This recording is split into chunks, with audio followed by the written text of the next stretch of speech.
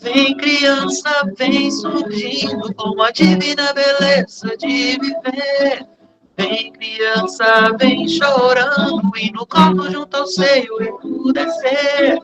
Vem criança, vem sorrindo, alegre por de novo renascer, renascer e viver, renascer e crescer. Mamãe, eu te quero sentir vida, quero evoluir. É nosso destino irreversível, a gravidez é compromisso a assumir. Meus bracinhos nesta chance procuram também trabalhar para um mundo novo de esperanças que na terra há de vingar. Vingar, oh, vingar, oh, Vem criança, vem surgindo com a divina beleza de viver. Vem criança, vem chorando e no colo junto ao seio emudrecer. Vem criança, vem sorrindo, alegre por de novo renascer, renascer e viver, renascer e crescer.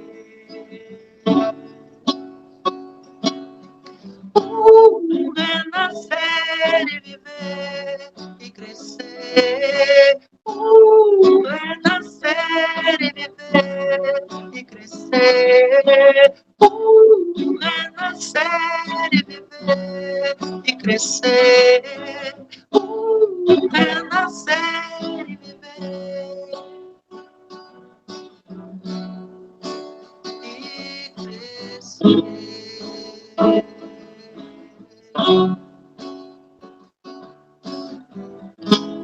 Obrigada, Ricardo. Meu nome é Joana Dark, hoje estou na condução do trabalho. Vamos dar início, então, ao nosso trabalho dessa noite de hoje, né? Então, o nosso harmonizador hoje foi o Ricardo. Agradeço muito pela participação dele. A abertura sou eu, né, Joana Dark. A leitura do Evangelho hoje vai ser o capítulo 5. A felicidade não é deste mundo. Será nosso companheiro Edmilson, que estará fazendo para nós. A peça inicial, nosso amigo Juliano. E a palestrante que estará conosco hoje é a nossa querida Cíntia Castro. Ela vai estar falando sobre o item 20, né? A felicidade não é deste mundo. A fluidificação das águas, nós temos a nossa companheira Alba. Eu gostaria de, antes de dar início, comunicar a todos que dia 2, não sei se é de saber de todos vocês, o Cegal agora retornando a essas visitas no cemitério no dia de finados. A campanha será chamada, né, A Vida Continua. Aqui está na tela, para você estar vendo. Vai estar em todos os cemitérios de Goiânia.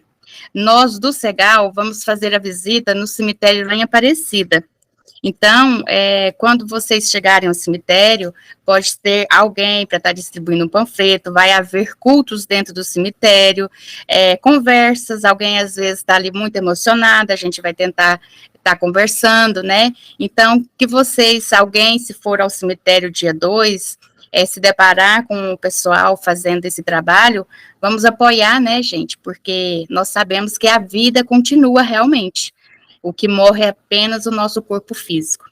Então, está aí esse panfleto para vocês estarem vendo, e vamos estar todos juntos, se Deus quiser, no dia 2, tá bom? Então, vamos agora dar início aos nossos trabalhos. Vamos iniciar com a leitura do Evangelho. Evangelho segundo o Espiritismo, capítulo 5. A felicidade não é deste mundo. O item 20. Não sou feliz. A felicidade não foi feita para mim, exclama geralmente o homem em todas as posições sociais. Isso é a melhor prova, meus caros filhos, da verdade desta máxima do Eclesiastes. A felicidade não é deste mundo. Realmente, nem a fortuna, nem o poder, nem ainda a juventude impetuosa são as condições verdadeiras da felicidade. Digo mais, nem mesmo a junção dessas três condições são tão desejadas, já que ouvimos constantemente, entre as classes privilegiadas, pessoas de todas as idades queixarem-se amarguradamente da sua condição de ser. Diante do que acabamos de ver, é inconcebível que as classes laboriosas e militantes invejem com tanta cobiça a situação daqueles beneficiados pela fortuna. Neste mundo, todos nós temos a nossa parte de trabalho, seja ela qual for, e de miséria, e temos também o nosso quinhão de sofrimento e de decepções. Daí que é fácil chegar à conclusão de que a Terra é mesmo um lugar de provas e expiações. Que assim seja, irmãos. Queres para a prece inicial, Juliano? Pai de infinita bondade e amigos espirituais, te rogamos o teu auxílio, seu amor e tua paz. Nos assiste nesse momento sublime, derramando sobre nós tuas bênçãos. Estende suas mãos dadivosas sobre nós, através de espíritos servidores do bem, a fim de que a nossa fé se eleve, a esperança aumente, a bondade se expanda e o amor triunfe sobre todas as coisas, a fim de continuar a nossa caminhada no bem. Pai, esteja sempre conosco, nos fortalecendo e amparando, e que tua luz divina nos ilumine sempre. Assim seja. Assim seja. Obrigada, Juliano. Então, agora eu passo a palavra para nossa amiga Cíntia. Cíntia, é um prazer muito grande tê-la aqui conosco nessa noite, viu? Obrigada, Joana Dark. É um prazer também estar aqui com vocês. Da outra vez que eu estive aqui no primeiro semestre, fui muito acolhida por todos. Então, é sempre bom a gente voltar num lugar onde a gente se sente bem e confortável, né? Que bom. Seja bem-vinda. Muito obrigada. Como o nosso irmão leu, vocês viram, é uma mensagem do Cardeal Morlot, que está no capítulo 5, no capítulo 5 do Evangelho, Bem-aventurados os aflitos, no item 20. E ele nos fala que a felicidade não é deste mundo. Logo no início ele faz uma série de afirmações. Então, para que a gente possa refletir bem sobre essas afirmações que ele fez, eu vou transformá-las em perguntas. Vejam só, a felicidade não foi feita para mim? Será que a gente já, dentro das coisas que a gente tem vivido, das situações que a gente tem passado, a gente faz essa reflexão? Será que a felicidade não foi feita para mim? Como é a minha vida? E ele continua, falando da riqueza, da beleza, do poder. Então vamos fazer essa pergunta para nós. A riqueza, o poder, a beleza, eles são essenciais à nossa felicidade? Imagina você reencarnar, poderoso, rico e bonito. Quer coisa melhor do que isso? Mas ele diz lá na mensagem, vocês ouviram, que nem a riqueza, nem o poder, nem mesmo a florida juventude são condições essenciais à felicidade. E ele ainda vai mais longe. Ele fala que nem reunindo essas três condições, que são tão desejadas por todos nós, né, elas não são reunidas mesmo as três, nem assim elas são capazes de fazer a nossa felicidade. Por que ele afirma isso? Porque a maioria das pessoas na sociedade está sempre reclamando de alguma coisa. Aquele que tem muito está querendo mais, aquele que é muito bonito está sempre dando um jeito de melhorar a sua beleza e às vezes nem consegue, né? A gente tem visto algumas aberrações aí das pessoas que ficam remodelando o seu rosto, o seu corpo e se transformam completamente que a gente nem reconhece. E o poder, o que dizer do poder? Aquele que tem, se não tem princípios e valores, quer mais ainda. E é por isso que vive reclamando. Às vezes a gente nem tem riqueza, beleza e poder. E aí, então, qual é a nossa fonte de reclamação? É a janela do outro que está mais limpa do que a nossa. A gente começa a querer ou a desejar o que o outro tem e não sabe o tamanho do encargo que aquilo significa. A gente quer tudo aquilo que faz parte de um imaginário que a gente acha que é o ideal e por isso se julga infeliz e acha que a felicidade não foi feita para a gente, né? Isso está lá no Evangelho, no capítulo 20. Então, o Morlot faz essa questão, então, para a gente. Pode-se afirmar, então, que a felicidade é uma utopia? O que é utopia? Utopia é um sonho, um devaneio, algo que a gente idealiza como perfeito demais e corre atrás daquilo. Porque há sonhos que são ideais, aos quais a gente pode dedicar o nosso tempo, a gente pode correr atrás deles e até se comprazer e se felicitar quando a gente alcança esse ideal. Mas há outras situações que só nos levam a mais sofrimento. Então, para muitas pessoas, a felicidade é uma utopia. O que pensar disso, né? O que é, então, a felicidade? O que significa para mim a felicidade? Eu vou fazer uma avaliação da minha vida e vou me perguntar o que realmente eu gostaria de alcançar, de ser ou de ter, para que eu chegue a essa tão desejada felicidade. Como podemos ser felizes, não é? Onde a gente vai encontrar essa felicidade? Aí eu fazendo assim as minhas leituras, as minhas reflexões, eu cheguei lá no livro Boa Nova, na história dessa moça, dessa senhora, Joana de Cusa. Por que o nome dela é Joana de Cusa? Porque Joana era uma mulher rica da sociedade de Cafarnaum e era a esposa de Cusa, que era o intendente de Herodes Antipas. Quem era Herodes Antipas? Bom, ele era filho de Herodes o Grande. E Herodes Antipas era chamado de tetrarca, por quê? Porque quando Herodes o Grande morreu, ele dividiu o seu reino entre os seus 3 filhos. E coube a Herodes Antipas 2 partes desse reino, seriam a Galileia e a Pérea. E quando a gente fala em Galileia, a gente lembra de Jesus. Então, essa mulher, Joana de Cusa, conhecida assim, ou vamos chamá-la só de Joana, ela seguia Jesus por todos os lugares, ela foi tocada pela mensagem de Jesus. Mas o casamento dela era muito infeliz. Como naquela época os casamentos eram arranjados, ela era uma mulher rica da sociedade, tinha que se casar com alguém proeminente. Então ela foi dada por seu pai, por sua família, para casamento com Cusa. Cusa era intendente de Herodes Antipas, mais conhecido como Antipas, né? E ele era um homem licencioso, libertino, gostava muito de farras, de orgias, de bebidas, e não gostava de Jesus, era contra os ensinamentos de Jesus, mas Joana, junto com a sua escrava, que ela libertou assim que conheceu os ensinamentos de Jesus, mas ela permaneceu a serviço de Joana em agradecimento, em gratidão, pela bondade, pela humildade daquela mulher que a ajudava tanto. Então ela sempre saía com uma capa para sair mais escondida, né, para não ser reconhecida, saía com a sua escrava e ia em todas as peregrinações de Jesus ali naquela região, já que ela não podia se ausentar de Cafarnaum sem autorização do seu marido. Então, numa dessas vezes em que ela ouvia Jesus falando à multidão, no final do dia a gente sabia que ele se recolhia à casa de Simão Pedro, e ela foi atrás de Jesus e pediu para conversar com ele. E ali ela falou das suas dificuldades, das suas tristezas, da sua infelicidade na sua vida conjugal, e ela não tinha nenhum filho ainda, apesar de já estar casada há algum tempo, né? E Jesus conversou muito com ela, e ela sentiu seu coração se aliviar, mas ainda assim, ela perguntou para Jesus: Senhor, eu sinto uma dificuldade extrema para o entendimento no meu ambiente familiar. O senhor não acha acertado que eu lute para impor os seus princípios?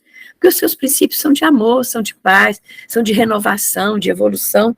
Será que agindo assim eu não estaria reformando o meu marido para as verdades do céu e para o vosso reino? Jesus olhou para ela e imaginem vocês o que não deve ter sido maravilhoso conviver com Jesus. E poder dispor de um tempo para conversar com ele e ele nos olhar nos olhos e nos aconselhar. Deve ter sido uma experiência maravilhosa. Mas então Jesus olhou bem para ela, já que ela sentia tanta dificuldade, porque o marido era tão difícil, e perguntou para ela: quem sentirá mais dificuldade em estender as mãos fraternas?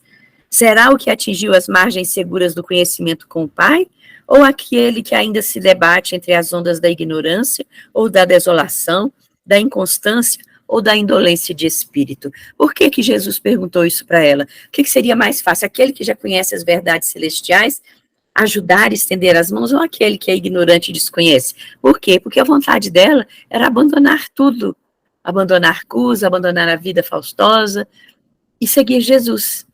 Então Jesus perguntou para ela qual seria a maior dificuldade, para quem seria mais fácil, então, estender as mãos fraternas e ajudar, para que ela mesma respondesse, refletisse e respondesse.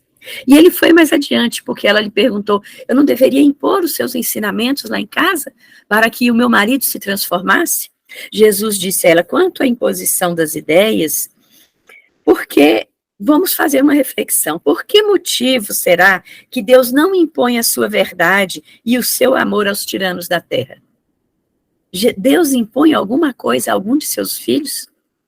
Não é dentro da doutrina espírita que nós descobrimos que temos o livre-arbítrio e que estamos submetidos a leis perfeitas e que uma vez usando o nosso livre-arbítrio para semear, mais adiante seremos obrigados a colher, não por imposição divina, mas por estarmos todos submetidos à mesma lei, lei que vige para todas as pessoas, os bonitos, os feios, os ricos, os pobres, os poderosos, os sem poder, os ricos, os pobres, todos estão submetidos a essa mesma lei, não é? Porque ela é uma lei natural. Então, Deus impõe alguma coisa aos tiranos da terra? Por que Deus não fulmina com um raio o conquistador desalmado que espalha a miséria e a destruição com as forças sinistras da guerra? Uma boa pergunta para a gente se fazer neste momento, não é verdade? A sabedoria celeste não extermina as paixões, transforma-as. Aquele que semeou o mundo de cadáveres desperta para Deus apenas com uma lágrima. O que significa isso? Que no momento em que aquela pessoa for obrigada a colher toda a semeadura que ela fez, ela vai chorar, porque ela não está plantando flores, não está plantando frutos saborosos, não está plantando cereais para abastecer a sua fome e a sua necessidade. Ela está plantando choro e ranger de dentes, espinhos que vão lanciná-la, a pessoa que vivia dessa forma. Então, as transformações necessárias acontecem no seu tempo certo. Por isso que Jesus não extermina as paixões, porque senão não há aprendizado. A coerção, o constrangimento não ensina ninguém, mas o uso da sabedoria e da inteligência. Não é assim que pais educam seus filhos? Ele ainda fala mais. O pai não impõe reforma a seus filhos, esclarece-os no momento oportuno, Joana. O apostolado do Evangelho é o de colaboração com o céu nos grandes princípios da redenção. Ser fiel, amando o teu companheiro no mundo como se ele fosse seu filho, já que você não consegue amá-lo como um companheiro, como seu esposo, como seu marido, enxergue nele aquele filho que você não tem, aquele filho rebelde que você precisa alinhar aos bons costumes, aos bons valores. Não percas tempo em discutir o que não seja razoável, porque ele não vai entender.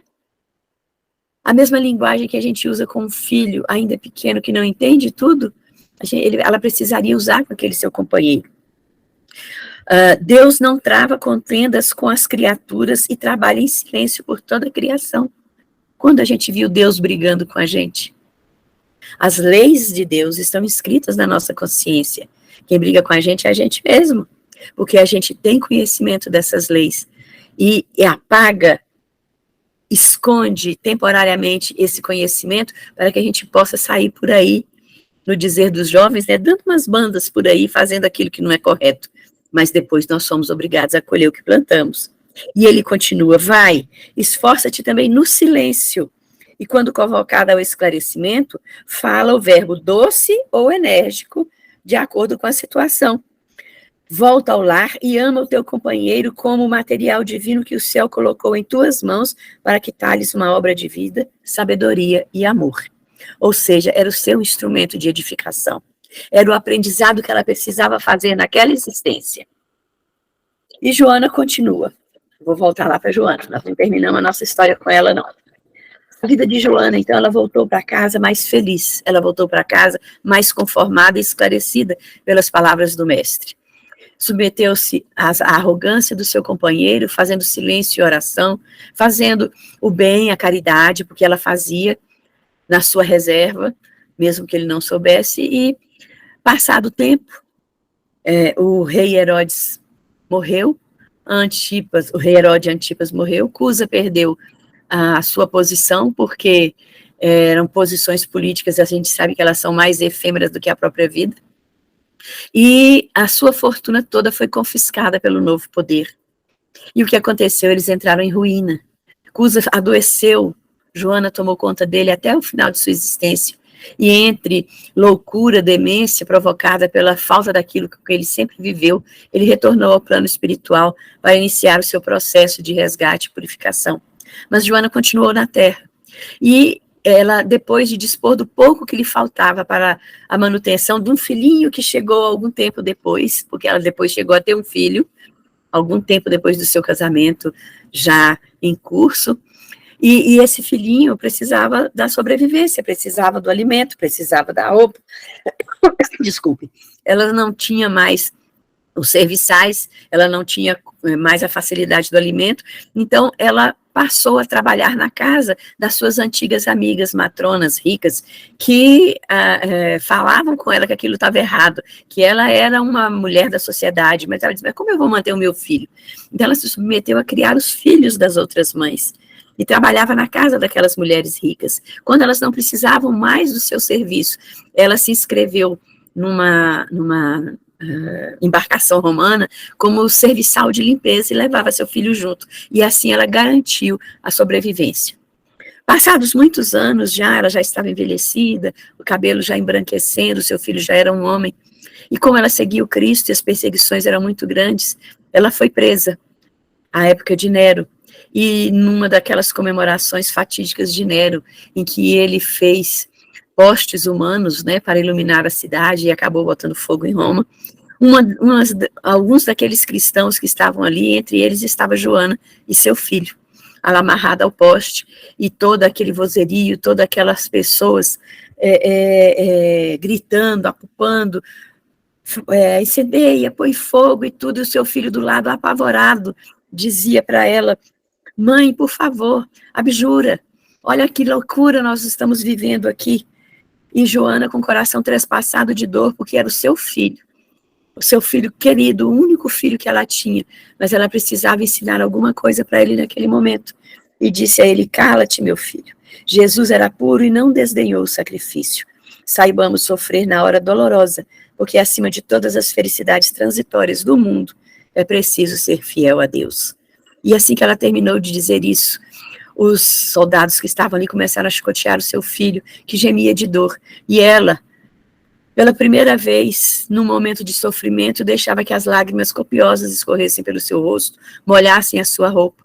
E logo os soldados começaram a colocar fogo nas suas vestes. E quando aquele fogo começou a crescer pelo seu corpo, um dos soldados gritou para ela, o teu Cristo sobre apenas ensinar-te a morrer? E qual foi a resposta dela? Não apenas a morrer, mas também a vos amar. Naquele instante, ela percebeu, dentro das labaredas, as mãos de Jesus estendidas, vindo buscá-la, dizendo, vem, Joana, você já passou pela porta estreita.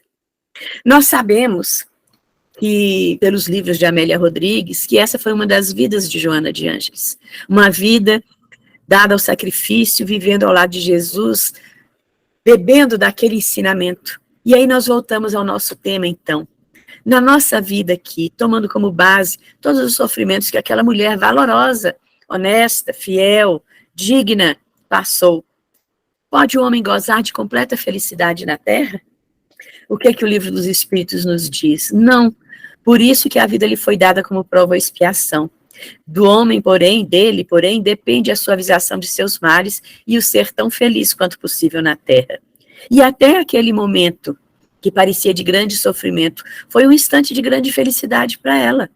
Por quê? Porque Jesus veio buscá-la. E será que ela foi infeliz, trabalhando na casa de outras mulheres, cuidando dos filhos de outras mulheres da sociedade, sendo uma serviçal de limpeza numa embarcação romana?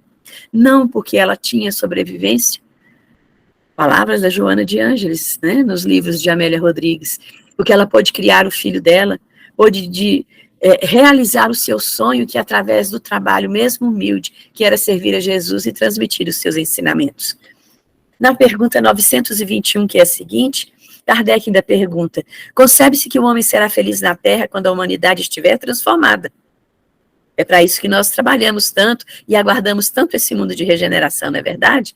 Mas Kardec pergunta, mas enquanto isso não se verifica, poderá conseguir uma felicidade relativa?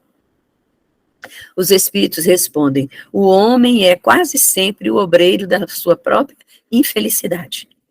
Praticando a lei de Deus, e o grifo é meu, a muitos males se forrará e proporcionará a si mesmo felicidade tão grande quanto o comporte a sua existência grosseira. Quais serão, então, vamos refletir, os valores a que eu me proponho nessa existência? O que essa existência significa para mim? Quais são essas leis de Deus que eu tenho que praticar? A gente, lá no Livro dos Espíritos, a gente tem a resposta. Onde está escrita a lei de Deus? Na consciência. Nós sabemos de tudo. Tanto que quando a gente está fazendo alguma coisa que não é muito correta, a gente sente uma pontinha de remorso. Mas se nós somos rebeldes e recalcitrantes, a gente vai lá e faz. Aí a gente constrói vidas, situações, momentos de grande sofrimento, e por isso a gente vive naquilo que pode parecer uma infelicidade, mas que é fonte de aprendizado para que a gente não faça mais. Vamos lembrar sempre, e esse é sempre o exemplo que a gente busca, de como um pai e uma mãe educam um filho. Muitas vezes eles sabem que aquele filho vai errar, que aquele filho vai sofrer, e nem sempre pode fazer nada, mas está disponível para o momento em que aquele filho reconhece que tem que voltar nos seus próprios passos para refazer aquilo que é necessário. Tem que ouvir a sua consciência para repor intimamente os valores que ele vem malbaratando, jogando fora as oportunidades, para poder viver naquela felicidade relativa que o nosso estado de vida aqui na Terra comporta. Ainda nesse capítulo, lá no item 24, logo a seguir, uma senhora chamada Delfina de Girardin, ela era casada com Emílio de Girardin na época de Kardec, frequentava os salões das mesas girantes, foi jornalista, escreveu muitas coisas para os jornais, acompanhava Kardec, e desencarnou 14 anos antes de Kardec. Ela nasceu no mesmo ano que ele. E a Delfina de Girardin, então, em 1861, em espírito, compareceu à Sociedade Espírita de Paris, e lá no item 24 está reproduzida a mensagem que ela deixou. E eu vou ler só um trechinho dessa mensagem para a gente entender essa questão de felicidade e infelicidade. Ela nos diz lá, vou revelar-vos a infelicidade sob uma nova forma, sob forma bela e florida que acolheis e desejais com todas as veras de vossas almas iludidas. A infelicidade é a alegria, é o prazer, é o tumulto, é a vã agitação, é a satisfação louca da vaidade, que fazem calar a consciência, que comprimem a ação do pensamento, que atordoam o homem com relação ao seu futuro. A infelicidade é o ópio do esquecimento, que ardentemente procurais conseguir. Porque a gente está sempre buscando algo para preencher esse vazio existencial que todos nós trazemos dentro de nós, e chamamos a isso a busca da felicidade. Mas a gente busca essa felicidade de uma forma tão equivocada, que nos trazem mais ilusões que conquistas, porque são situações efêmeras. Aí vocês podem perguntar, porque o primeiro item ali fala que é alegria, e ser alegre é ruim? Não.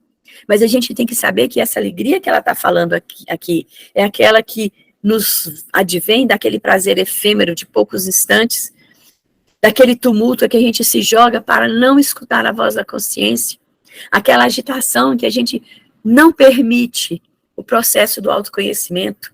É a nossa vaidade que quer saciar-se daquilo que é melhor, buscando a riqueza, a beleza, o poder, que são efêmeros também, tão efêmeros quanto a vida.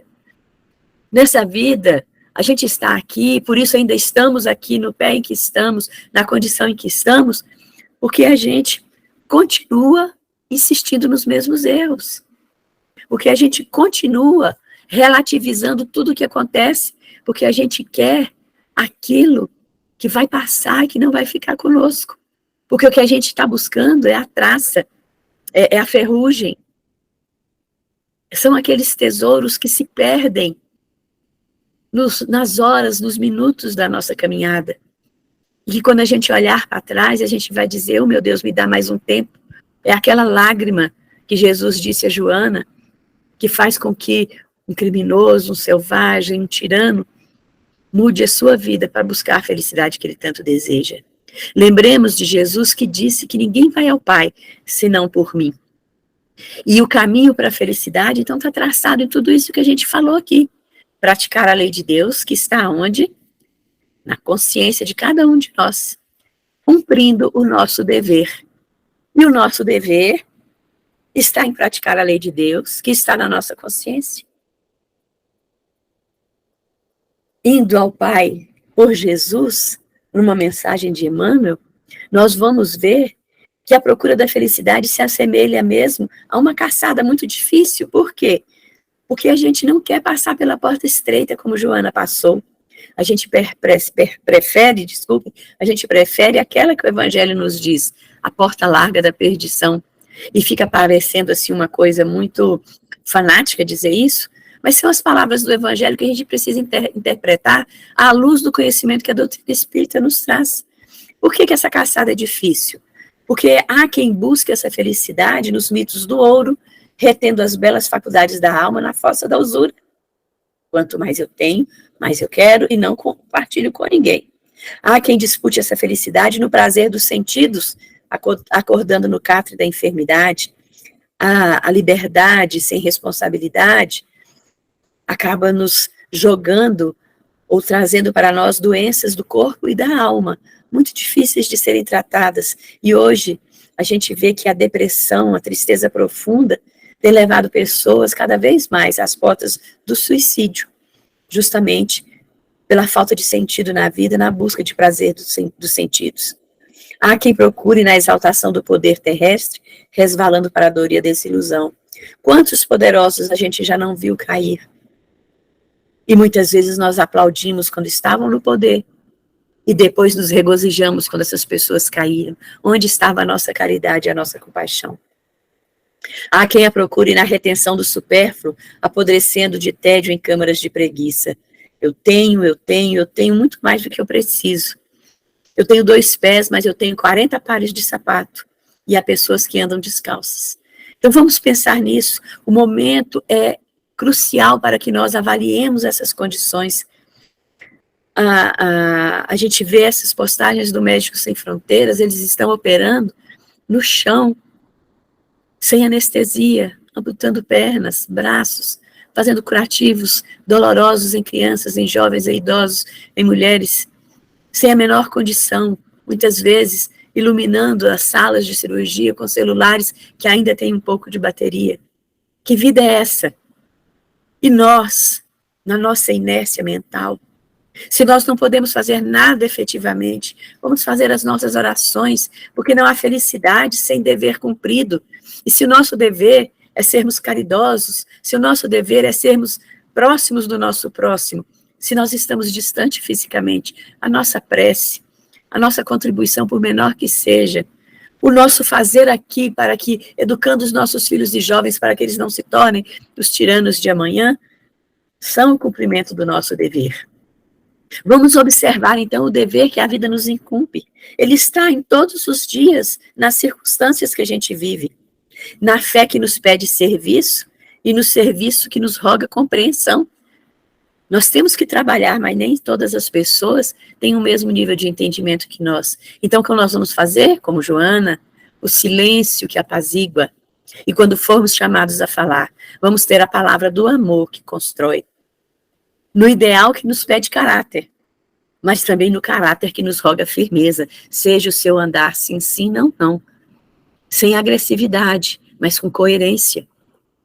No exemplo que nos pede disciplina, mas uma disciplina que nos roga humildade.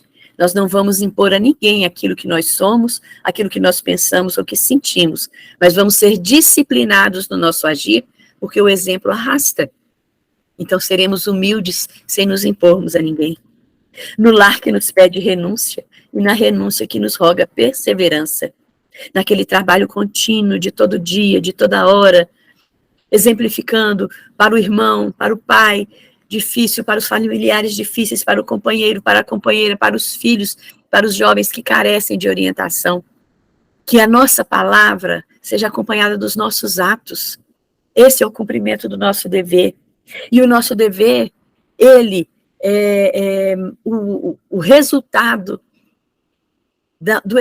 o efeito da movimentação das leis de Deus que estão escritas na nossa consciência. Se nós não agirmos segundo essas leis, não teremos como cumprir o nosso dever para conosco, nem para o nosso próximo, lembrando que a regra áurea de toda lei é amar a Deus sobre todas as coisas e ao próximo como a nós mesmos.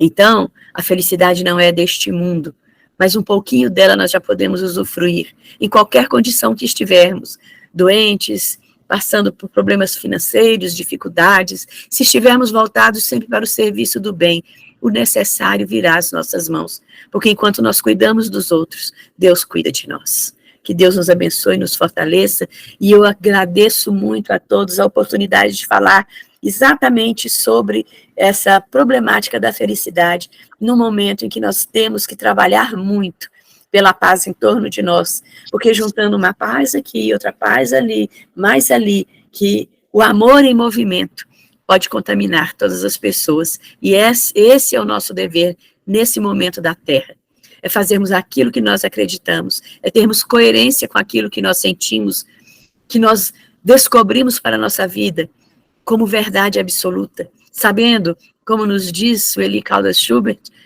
que somos espíritos imortais. A gente costuma dizer que somos espíritos eternos, mas ela vai muito mais além, nós somos espíritos imortais. Estamos temporariamente dentro de um corpo físico e precisamos nos conscientizar. Cíntia, como eu te falei no início, é um prazer ouvir você. Nossa, como você fala bem, como você nos ensina. É uma satisfação. Espero que você retorne mais vezes à nossa casa. Você fala de uma maneira tão linda, tão fácil de compreensão, que assim, eu estou maravilhada. E é um prazer, realmente, do fundo do coração, ouvir você. Muito obrigada, gratidão por essa noite de hoje, viu? Obrigada, Joana. Sempre que vocês quiserem me convidar, estarei à disposição. Nós aqui agradecemos, meu bem. Fica com Deus. Amém. Vocês todos também. Amém.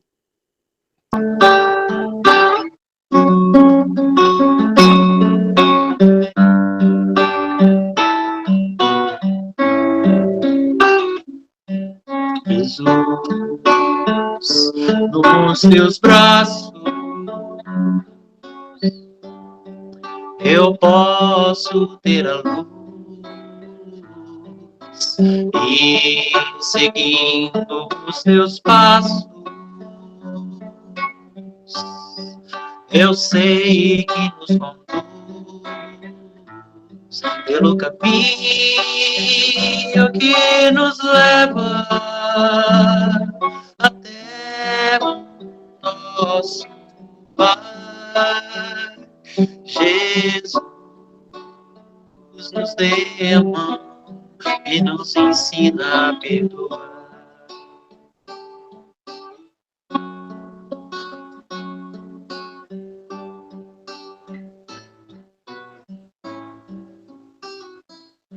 Jesus, às vezes choro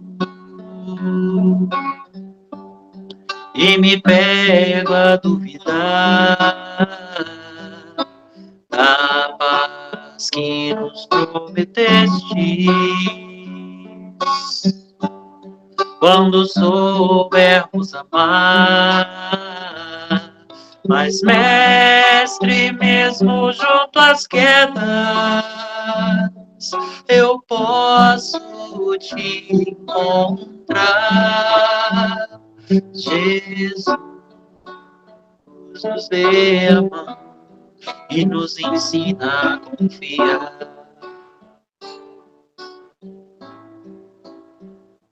Jesus, nos dê a mão e nos ensina a amar.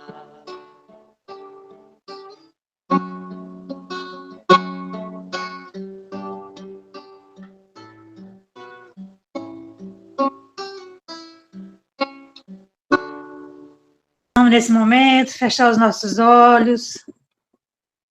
Estamos com os corações jubilosos por essa palestra que tanto esclarecimento nos trouxe sobre a felicidade. Que o Senhor Jesus, na sua misericórdia infinita, nos abençoe e nos ampare sempre, para que possamos a cada dia entender mais o Evangelho de Jesus e assim podermos sentir a verdadeira felicidade. Obrigada, Senhor, por tantos dados em nossas vidas. Obrigada, Mestre, que apesar da nossa pequenez aqui neste mundo, o Senhor está sempre a nos amparar, a nos confortar. Obrigada, Jesus, pela tua misericórdia infinita para conosco todos os dias. Nesse instante, nós sentimos a presença do Mestre à nossa frente. E nesse mesmo instante, vamos recebendo das mãos misericordiosas do Cristo toda uma limpeza no nosso corpo físico e espiritual, tirando de nós as dores, o desânimo, tirando de nós todo o cansaço do dia, tirando de nós tudo aquilo que incomoda, que não nos faz bem.